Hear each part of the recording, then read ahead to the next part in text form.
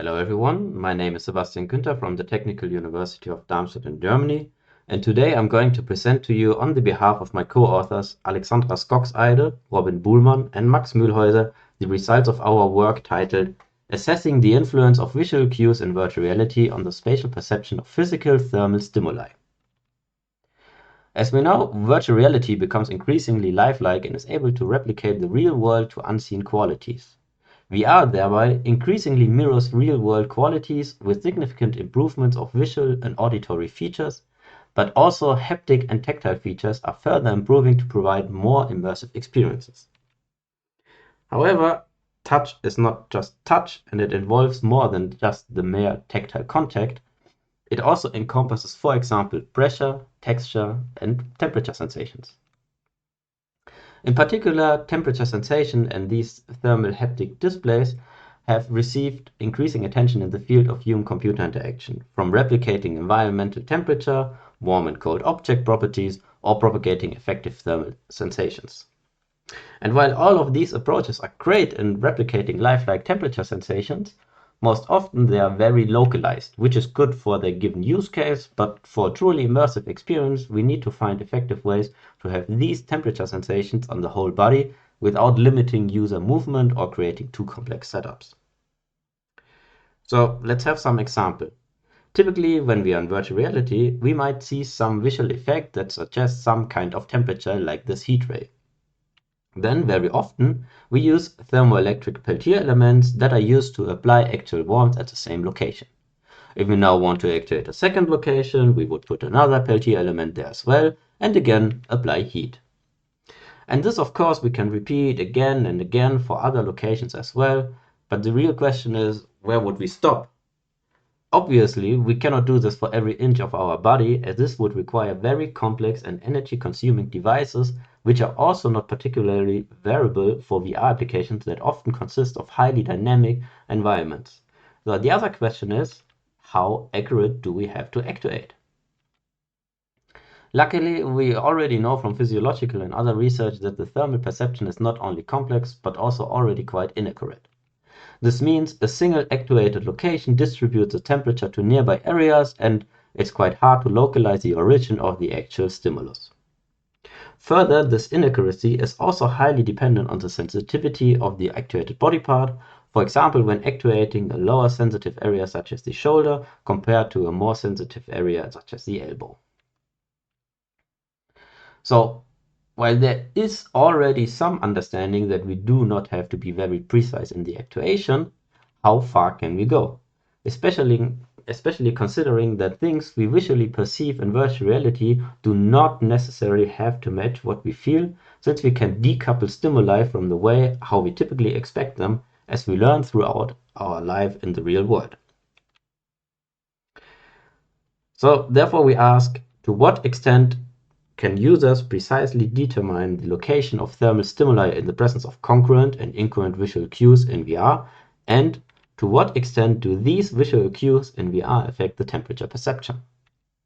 And for this, we conducted a user study with 20 participants aged between 21 and 62 years, where we created thermal stimuli by using thermoelectric Peltier elements, which we mounted to 8 different locations on the arm, which was not disclosed to our participants.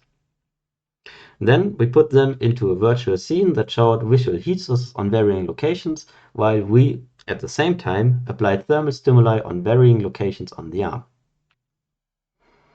How did it look like? So while participants experienced a thermal stimulus in the physical world, they simultaneously observed a virtual heat source on their arm.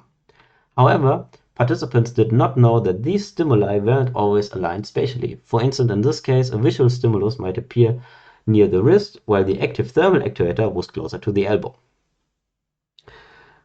Subsequently, participants were tasked with pinpointing the perceived location of the thermal stimulus and then completing a questionnaire asking for their confidence in their decision, the matching of visual and thermal stimuli, the perceived temperature, and the overall pleasantness of the actuation.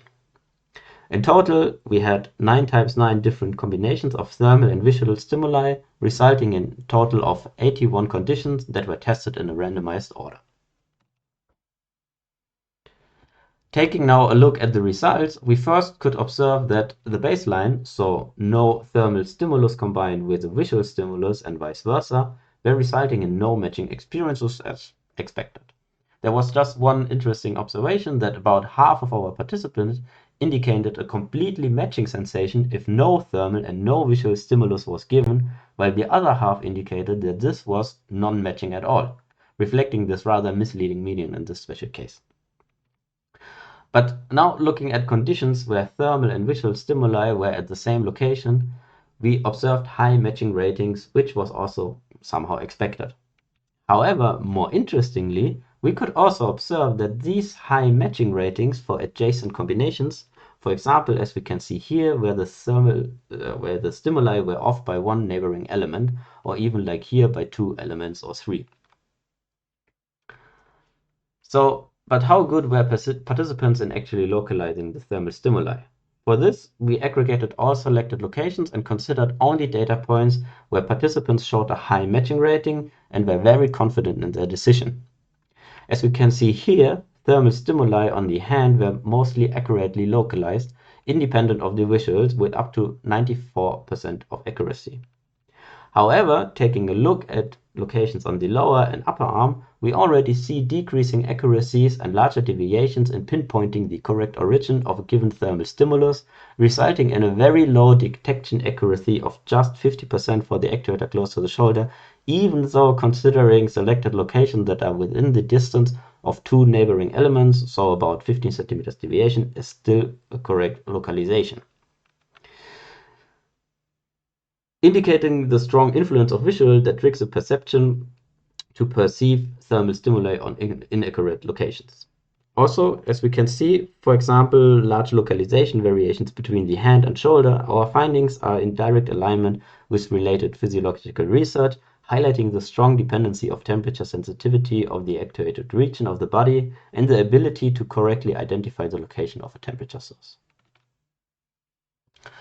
Okay, after all these numbers, let me also demonstrate how these effects were directly visible when plotting the selected locations of participants. So in this case, we have all conditions where the hand was thermally actuated. And now when we combine it with a visual heat source at the same location we can clearly see that most selected locations of the thermal stimulus were in the close proximity to the active actuators. Still very similar if we have the hand thermally actuated, but the visual cue is now off by 1 element and closer to the wrist. Participants were still good in localizing the origin of the temperature sensation on the hand. And this was also quite similar for all other combinations, as you can see here. So the hand was actuated, but the visual stimulus was shown at different locations, and they were still mostly corrected located at the hand.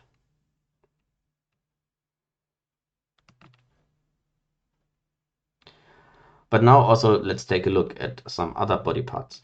So for example, when thermally actuating the location close to the elbow, participants were already influenced by the locations of visual stimuli, locating the physical heat source on slightly wrong and altered positions. And even with less accuracy in this case, where the relatively low temperature sensitive upper arm was thermally actuated, the location of the correct location was even harder and more dependent on the visual cue. As a result, for future thermal actuations and devices, we could show that the number of actuators needed can potentially be a lot lower since the thermal perception in VR is highly inaccurate and affected by the visuals shown in the virtual scene. In our case, we therefore would suggest a single actuator on the hand, since the actuation was mostly accurately identified at the correct location, and a single actuator on the lower arm as well on the upper arm in order to maintain an authentic haptic experience. And with that, I want to conclude the talk by highlighting the main findings of our investigations. First, our study revealed significant discrepancies in the ability to accurately localize thermal stimuli when influenced by depicted visuals in virtual reality. Participants had limited accuracy in locating thermal stimuli, which was even lower when the visual and thermal locations did not coincide. Thereby, while directly coincident combinations generally received the highest matching ratings, participants also consistently gave high matching ratings for other thermal visual combinations, even though they were off by up to 15 centimeters to the actual location of the active thermal actuator, still by being very confident in their decisions. As a consequence, our findings support a better understanding of thermal perception in virtual environments, requiring less accurate actuations due to a generally low ability to pinpoint thermal stimuli, which can be even further decreased by non-congruent visuals. Therefore, we also, with regards to our study, suggest that deploying one thermal actuator each on the lower arm, upper arm, and hand can be sufficient to maintain an authentic thermal feedback experience. And with that, thanks for your attention. Please also check out our website on teamdarmstadt.de to find more incredible work done by my colleagues. Thank you.